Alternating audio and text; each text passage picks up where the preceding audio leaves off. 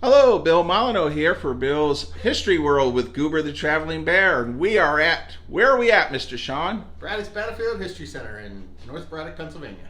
And I see Kevin is with Goober. Can you tell us what you guys are up to today? Well, Goober came to give us the donation from his calendar sales this year to help with our programs here at Braddocks Battlefield History Center. Yay!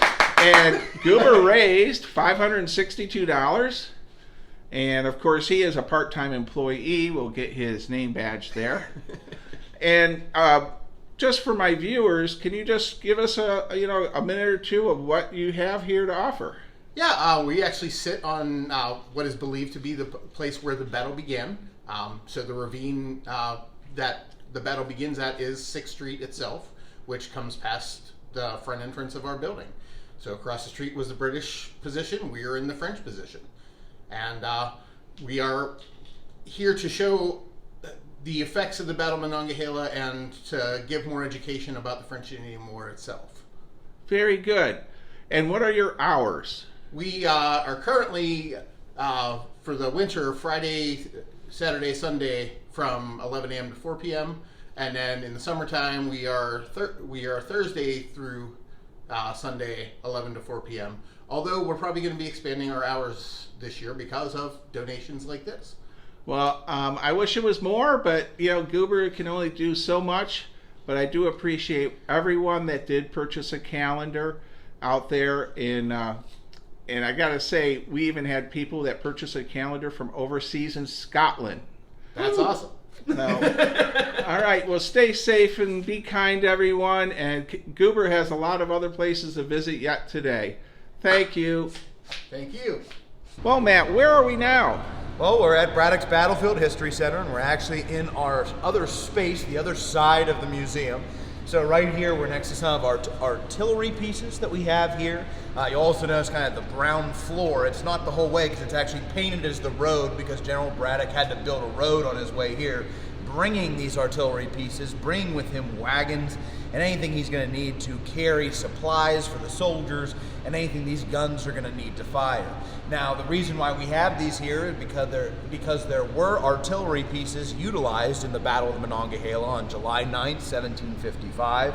Right at the beginning of the battle, trying to utilize some of this to fight the enemy, the French and many of their native allies. But of course, the way the French and then mainly the Native Americans moved down the flanks of the army, a lot of this artillery wasn't able to do much being in the middle of the woods and trying to fire this out.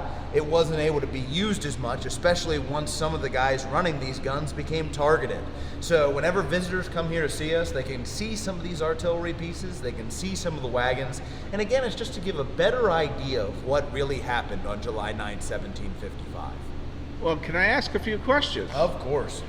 This artillery piece here, it looks quite heavy. How did they get it through the woods? You're and right. how many men operated it? So really, when we're pulling this through the woods, you need horses. You're going to need animals that are going to be pulling this, and then you're going to need soldiers that sometimes when we get over some of those difficult spots in the road, they got to push it along as well. So you're going to need a lot of horsepower and a lot of manpower.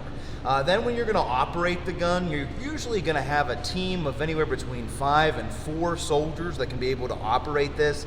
Now, if you want to be less safe, which I don't recommend, because we're always safe when we fire our guns at Fort Ligonier and at Braddocks Battlefield History Center, you could do it with less in the heat of battle, but really you're going to need about a team of 5 to 6 that are going to be able to fire this.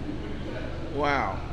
And you were talking about wagons. Yeah, of course. Why did they have wagons? Well, wagons, like especially if you kind of pan right over there, you're going to see that we have some of these wagons and tumbrel carts that were here. The tumbrel cart that is actually the smaller one, that's what Braddock was removed from the battlefield in. They carried him off the field from the battlefield. But really, why do you need those wagons? That's because with an army that's so large, you need food, you need supplies, you need tools, and if you go over here and you can see some of these wagons that you have, if you have these, then that means you can bring that supplies along with you. Remember, General Braddock's trying to get to Fort Duquesne. He's trying to lay siege to it.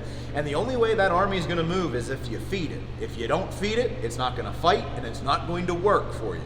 So having these types of wagons. What's and carts this is wagon important. called again? I'm This sorry. is a tumbrel cart that we have here.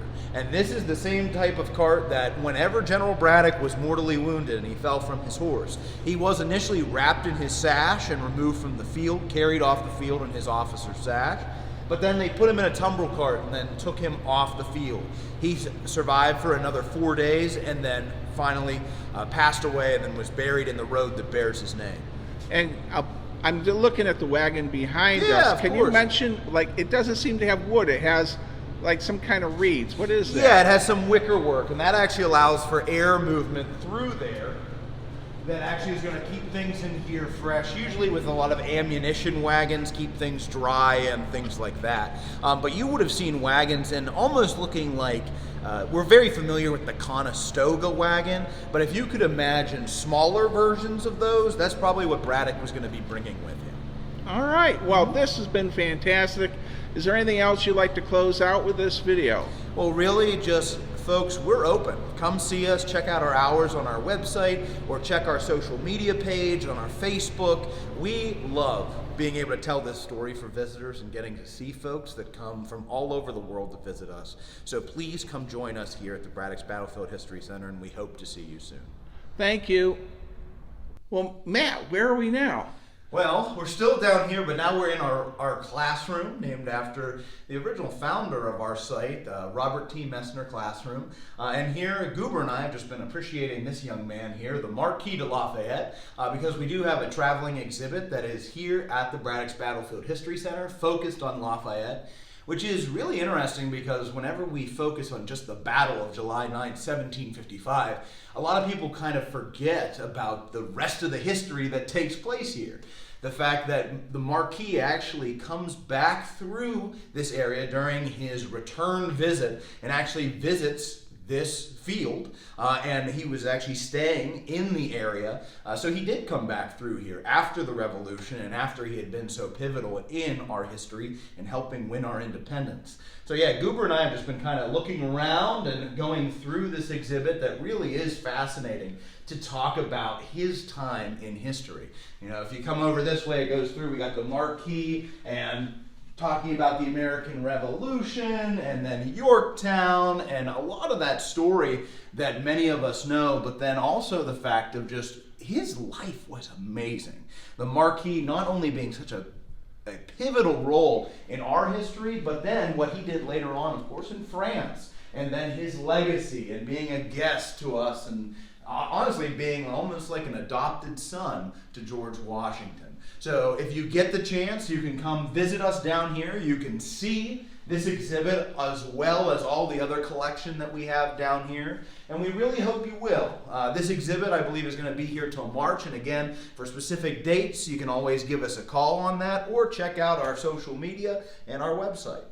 All right, and I like to mention Goober is an actual member of the American Friends for Lafayette, and he's helped with a donation here. Yeah. And the videos that we're making are getting donated for February to the American Friends of Lafayette to help pay for this traveling exhibit. And Matt, I'd like to show you this. I did a lot of research, and Robert Kelly, the vice president of the American Friends for Lafayette, Mr. Armstrong Lafayette here, he was Lafayette's spy. And after the American Revolution, he was enslaved still, and spies did not get their freedom. Only soldiers did. So Lafayette petitioned Congress to have him become a free man. So for Black History Month, Lafayette championed for freedom and tried to help end slavery. Yeah. So I think it's wonderful that you have the Lafayette traveling exhibit here. Thank you for working with the American Friends for Lafayette. Happy to do that. We're happy to work with them. And anything else you'd like to close out? It's been great being able to tell this story, to have an exhibit like this. We hope to continue to do more things like this in the future. And again, come visit us down here, folks. All right, thank you. Well, we need to leave Braddocks Battlefield History Center and head to our next stop, but I need to mention that their gift shop is phenomenal. They carry My French Indian War Games, and they have an incredible amount of historical books, t-shirts, and of course they have Dr. David Preston, I should say, Braddocks Defeat book, which is really the Bible to this battle. So, and we have to say goodbye, but there's Goober working at the counter. And we'll end this out with Sean and Matt. Take care, guys. Thank you, everybody. We'll see you soon. All right, you guys want to say anything else before we close this out? We'll see you soon, right? Yeah. All right. Come on down. Come out and support Braddocks Battlefield History Center, everyone.